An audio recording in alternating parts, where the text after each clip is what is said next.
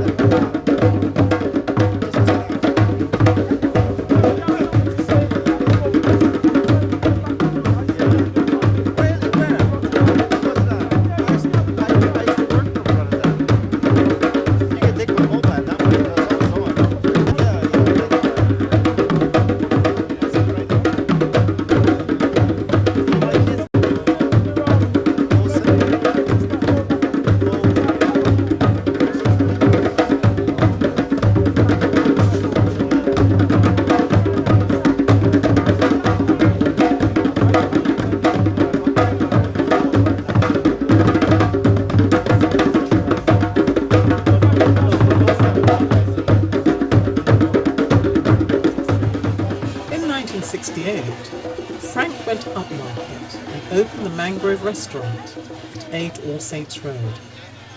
This quickly became popular with black and white celebrities including Diana Ross, Muhammad Ali, Vanessa Redgrave, Bob Marley, as well as white radicals such as Lord Tony Gifford, Colin McInnes and Richard Neville. I don't know where he is gone. He is arguably one of the most courageous West Indians who's ever lived in this country. Yes. Yes.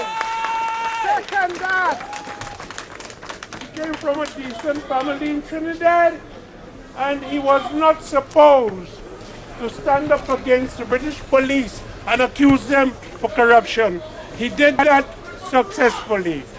But what happens as you go in time is he loses his concentration, he loses his weight. He couldn't carry it alone. And although some of us in the Blackberry stood with him, we are the French soldiers. He disappeared into the night, I think unfairly. I love Frank. He knows I love them. A lot of people competed for our relationship and lost. Yeah.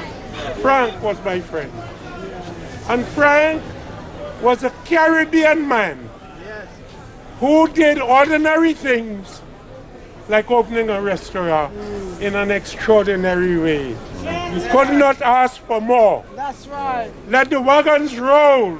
Yes.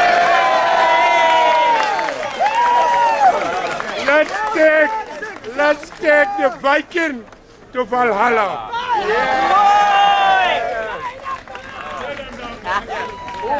No, hang on. No? Sorry. No. Yeah, hello. About a week ago, I met a guy and he said to me, Frank's dead. I says, where did you hear that from? He said he'd been to his lawyers and his lawyers had told him.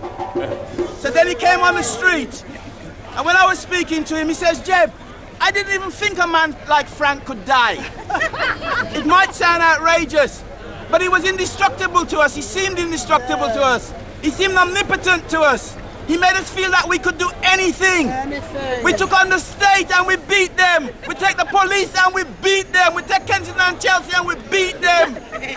And when other people were in trouble, in Birmingham, in Bristol, in Leeds, they came to Frank and we went to their assistance. Just finally, some people say to me, Mangrove is dead. That is rubbish. Let me tell you all, Mangrove wasn't just a building. Mangrove was a concept. It was a concept of people helping themselves and helping others. And we're still doing it. And Mangrove lives inside of you and me and every one of us here today. Okay, I done.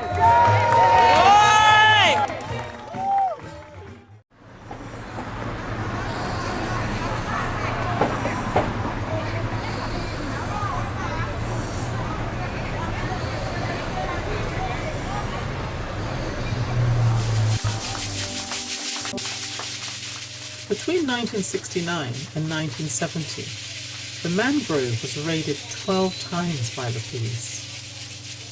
They charged Frank with petty licensing charges, from drinking tea and eating corn with friends after 11 p.m, to more serious crimes of supplying drugs and rioting.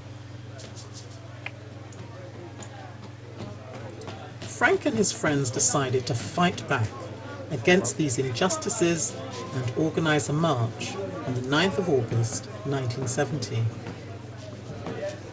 170 people supported the march, with over 700 police officers walking alongside them. Now, with such a strong police presence, there was violence and 9 people were arrested. Among the 9 were Darcus Howe and Frank Crichlow, who were charged with conspiracy to riot. They became known as the Mangrove 9. Vanessa Redgrave and Lord Gifford were among those who gave evidence at their trial. The case lasted 55 days and all 9 were acquitted. In summing up, the judge said that there was racial hatred in the Metropolitan Police Force.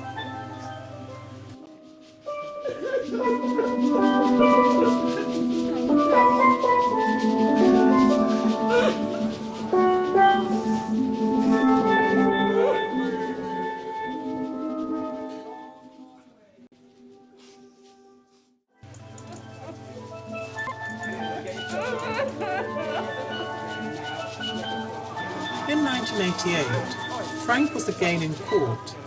This time, he was arrested and charged with drug dealing and supplying heroin.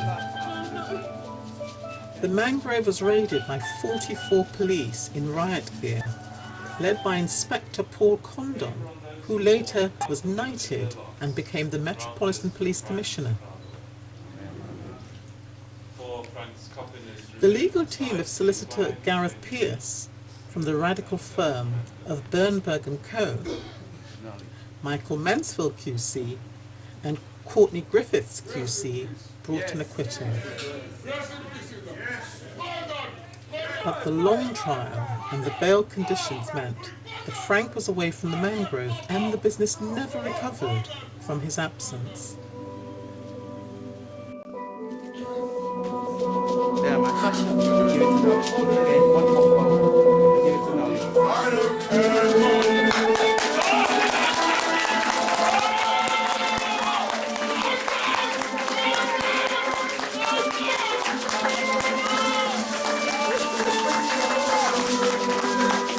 Absolutely. Not guilty!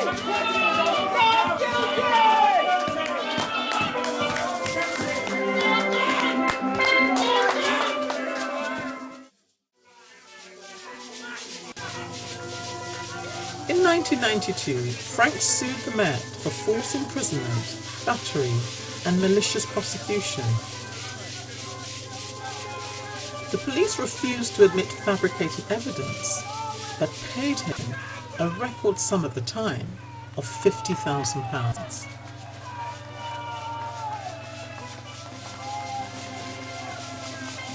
Frank said that the money would help in a small way, but it's no compensation for what they did, he said. Everybody knows that I do not have anything to do with drugs. I don't even smoke cigarettes. I cannot explain the disgust, the ugliness, not just for me, but for all my family, that this whole incident has caused.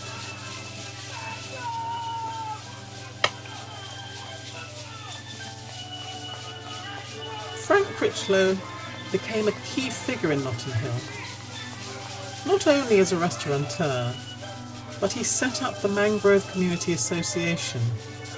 This provided advice services, support for black elderly people, young people, ex-offenders, and advice and support for organisations and individuals who were fighting injustices in the UK as well as abroad.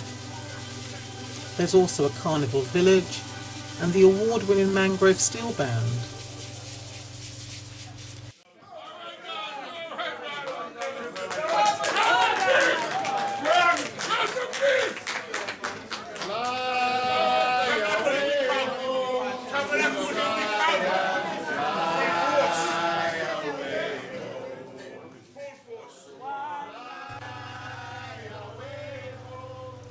Frank maintained his humanity in the face of police aggression and racist media.